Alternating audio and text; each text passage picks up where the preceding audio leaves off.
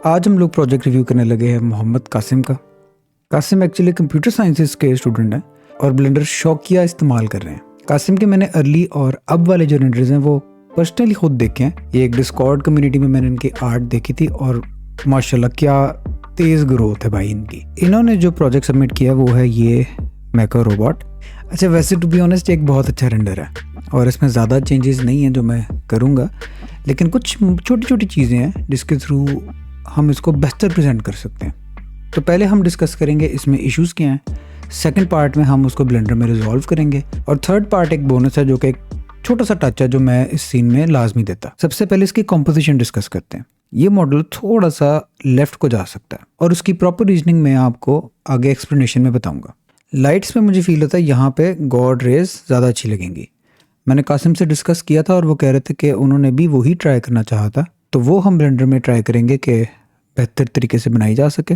दूसरा बस एक इशू जो मुझे लगता है वो ये वाला एरिया है, ये थोड़ा सा डिस्ट्रैक्टिंग है। इसकी लाइटिंग मैं थोड़ी सी एडजस्ट करके ये कोशिश करूँगा कि हमारा सारा फोकस इधर मॉडल के ऊपर ही रहे। और चौथी बस एक बोनस टिप है, वो मैं आपको ज़रा आगे चल के दिखाऊंगा, तो वीडियो पूरी देखें। तो ये कासिम का सीन है और हम रेंडर व्यू ऑन करते हैं।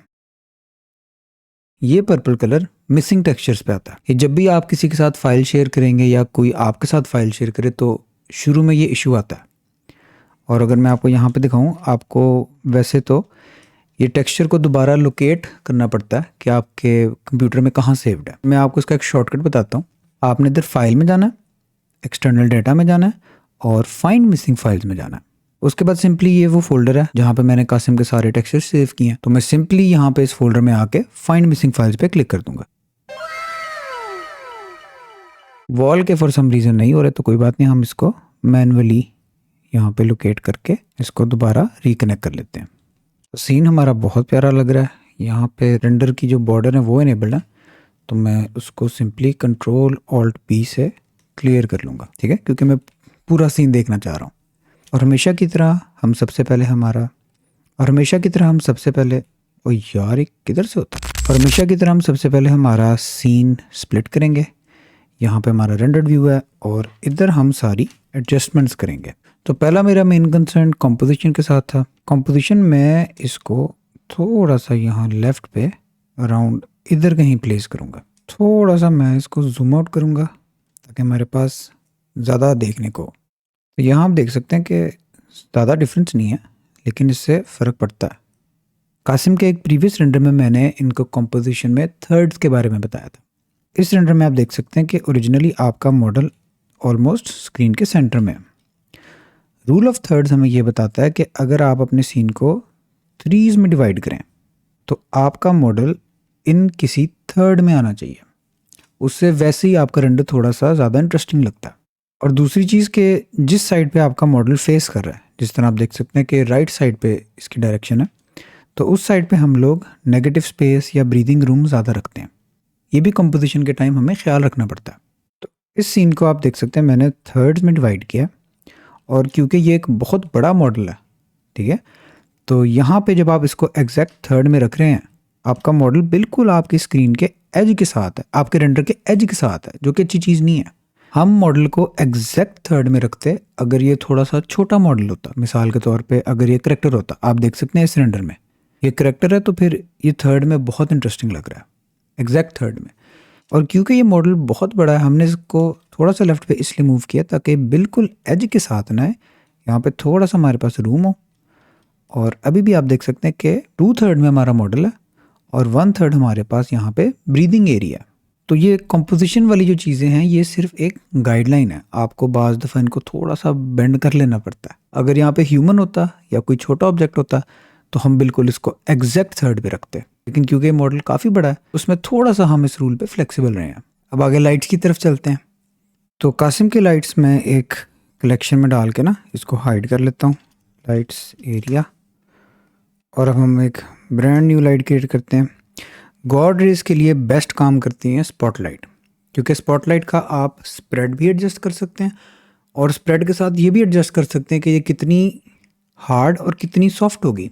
गॉड रेज पे मैंने एक डिटेल्ड वीडियो भी बनाई है, तो आप लोग वो भी चेक कर सकते हैं। तो एक स्पॉटलाइट क्रिएट कर लेते हैं और इसको थोड़ा सा हम आगे मूव करते हैं। एक बहुत मज़े की टिप आप लोगों को बताता हूँ। तो अपने सब्जेक्ट के ऊपर माउस ला के शिफ्ट राइट क्लिक करें। आप देखें कर्सर हमारा उधर मूव हो चुका है और अब यहाँ पे आप लोग एक एम्प्टी क्रिएट कर लें। ठीक है, अब इस लाइट को सिलेक्ट करें और यहाँ पे ये कंस्ट्रेंट का बटन है, तो कंस्ट्रेंट में ऐड करें। इधर आपने ट्रैक टू दबाना है, फिर आई ड्रॉप के थ्रू आप लोग अपना एम्प्टी सेलेक्ट करें। अब आप देखेंगे आप अपना लाइट जहाँ मर्जी मूव कर लें, उसका जो फोकस है वो आपके सब्जेक्ट पे रहता है। उसके बाद हम सिंपली यहाँ पे इसकी पावर बढ़ाते हैं, 2500 कर दो भाई, जितनी मर्जी करो। इसका बिल नहीं आना 25,000, बल्कि हम यहाँ पे तो स्टार्टिंग के लिए ठीक है। उसके बाद आप लाइट को सिंपली मूव अराउंड करें, देखें मज़े का एंगल आपको कहाँ पे मिल रहा है। तो ये मुझे ओके लग रहा है। इसके बाद सिंपली हमने इसका स्पॉट साइड एडजस्ट करना है। ठीक है, ये मैं आपको बता रहा था कि देखिए आप इसका स्प्रेड भी एडजस्ट कर सकते हैं यहाँ स्पॉट साइज के थ्रू। और ये कितनी सॉफ्ट है, कितनी स्ट्रॉन्ग है, कितनी सॉफ्ट और कितनी हार्ड है, वो आप एडजस्ट कर सकते हैं यहाँ रेडियस के थ्रू।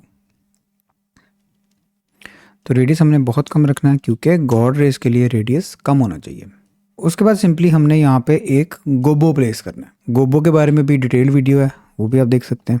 बहरहाल खुलासा ये है कि यहाँ शेडर एडिटर में आ जाएं और शिफ्ट ए हमने एक प्लेन बनाना है। प्लेन बना के आप लोगों ने इसको लाइट को बीच में से कहीं कट करना है। ठीक है, कट करके आप देख सकते हैं लाइट अभी कम्प्लीटली ब्लॉक हो गई है। तो यहाँ नया मटेरियल देते हैं और इधर हम बनाएंगे ब्रिक टेक्सचर। उसके साथ हम लगाएंगे कलर रैंप, कलर को फैक्टर से, और यहाँ कलर को हमने इसके अल्फ़ा में कनेक्ट करना है। अल्फ़ा देखें ट्रांसपेरेंसी है, जब 0 है तो सी थ्रू है, जब 1 है तो फिर ओपेक है। और नोड रेंगुलर एनेबल्ड अब तक तो होना चाहिए यार, अगर नहीं है तो फिर यहाँ एडिट, प्रेफरेंसेस, एड ऑन्स, और यहाँ पे रेंगुलर एनेबल कर लें। उसके बाद सिंपली यहाँ पे मैं आपको बल्कि रिजल्ट दिखाता हूँ किस तरह का आ रहा है। यहाँ पे मटेरियल प्रीव्यू में आ जाए और ये देखें इस तरह का हमें टेक्सचर मिल रहा है। अच्छा, ब्रिक टेक्सचर मैंने इसलिए यूज़ किया है क्योंकि आप देख सकते हैं कि ये सीन एक वेयर हाउस टाइप है, तो वहाँ पे सेंस ये बनती है कि ऊपर छत में कहीं विंडो है, तो उसके लिए हमने ब्रिक टेक्सचर यूज़ किया। अब ये विंडो तो नहीं लग रही, ये ब्रिक लग रही है, तो उसके लिए आप इधर देखें ये ऑफसेट, इसको 0 कर लें और अब देखें आपको विंडो टाइप ग्रिल यहाँ पे मिल जाती है।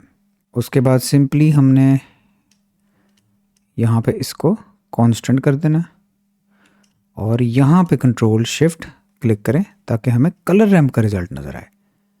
तो इसको ड्रैग करें और आप देखें कैसे हम विंडो बना रहे हैं।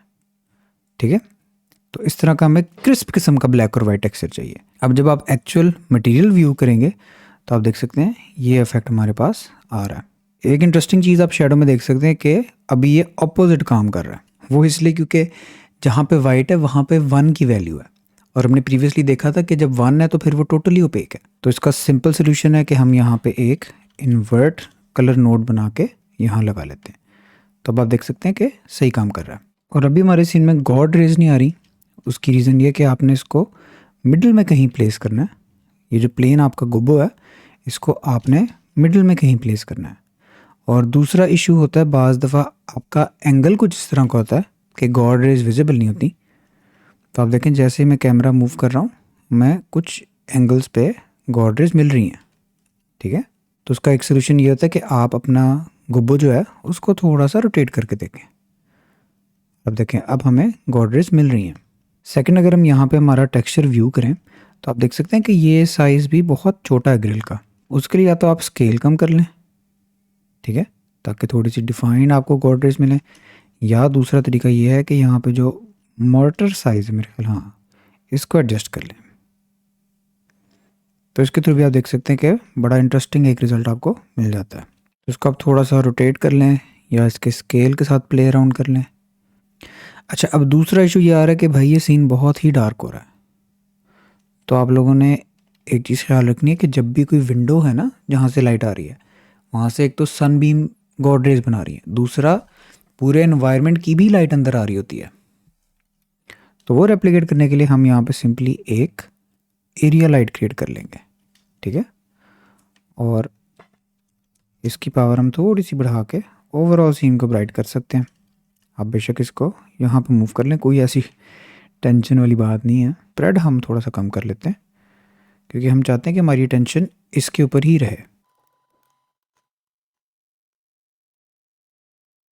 इस एरिया लाइट का मकसद आप देख सकते हैं कि सिर्फ यहाँ पे ये थोड़े से शेडोज़ को फिल इन करने के लिए, क्योंकि सीन बहुत डार्क हो रहा है। और साथ ही साथ ये जो विंडो के थ्रू में लाइट आएगी ना एनवायरनमेंट की, वो भी एमुलेट करेगा। तो इसकी स्ट्रेंथ में थोड़ी सी एडजस्ट कर लूँगा, 150 कर लेते हैं, हम 100 कर लेते हैं। इस एरिया लाइट की शेप भी हम यहाँ स्क्वायर की जगह डिस्क कर लेंगे ताकि राउंड सी लाइटिंग मिले। स्प्रेड इसका हम मज़ीद बढ़ा लेते हैं, थोड़ा सा रूम में भी इसकी लाइट आएगी। ये एंगल मुझे बहुत सीधा लग रहा है, तो मैं इसको थोड़ा सा पीछे मूव करके यहाँ पे एक बेहतर एंगल इसको दूंगा। और क्योंकि लाइट अब आप देख रहे हैं वहाँ पे, यहाँ पे बिल्कुल ही डिस्टर्ब नहीं हो रही, तो हमने इसको यहाँ पे मूव करके मज़ीद ऑब्स्ट्रक्ट करना लाइट को।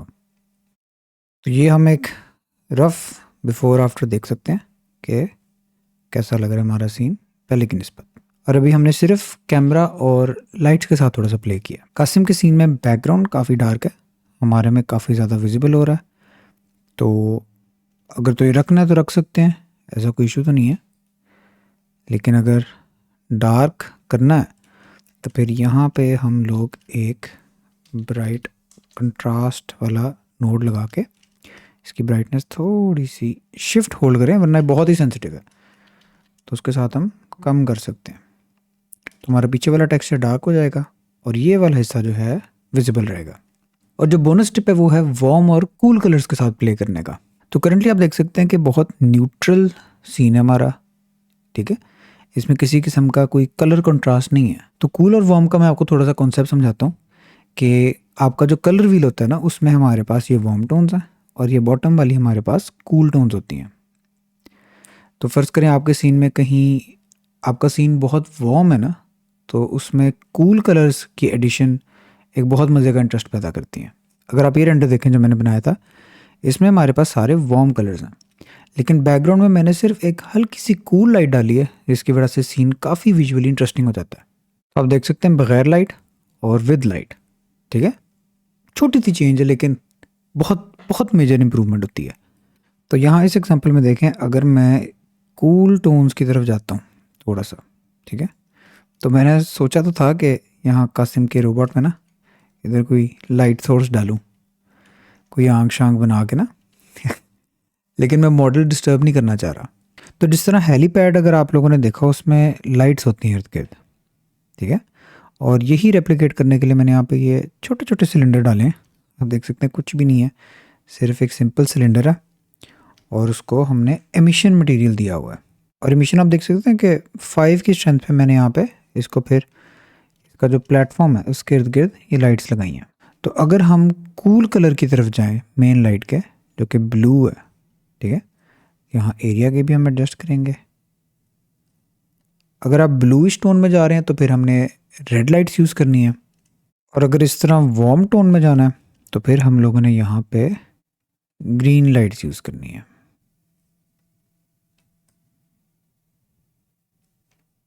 तो मुझे रेड लाइट्स ज़्यादा अच्छी लग रही थी और मैंने इसलिए फिर यहाँ पे कूल कलर दिया इन दोनों लाइट्स पे। एमिशन स्ट्रेंथ पे मैं थोड़ी सी एक्स्ट्रा ज़्यादा ही दे रहा हूँ, मैं 100 पे चला गया हूँ ताकि यहाँ पे थोड़ा थोड़ा ग्लेयर जो है मिले। तो फाइनल रेंडर अब हम देख सकते हैं हमारे पास इस तरह का आ रहा है। तो इसको फोटोशॉप में हम थोड़ा सा ट्वीक कर सकते हैं। यहाँ पे मैं इसकी थोड़ी सी सैचुरेशन बढ़ाऊंगा ताकि हमारे ब्लूज थोड़े से एम्फसाइज हो सकें। तो ये आप देख सकते हैं बिफोर और ये आप देख सकते हैं हमारा फाइनल रिजल्ट। छोटी छोटी ट्विकिंग भी आपके सीन को बहुत इन्हांस कर सकती हैं। अगर आप भी चाहते हैं कि मैं आपका प्रोजेक्ट रिव्यू करूं तो नीचे डिस्क्रिप्शन में दिए हुए डिस्कॉर्ड को ज्वाइन करें, वहाँ पे आप लोग अपना प्रोजेक्ट सबमिट कर सकते हैं और इस सीरीज़ का हिस्सा बन सकते हैं। अपना बहुत सारा ख्याल रखें और अल्लाह हाफिज़।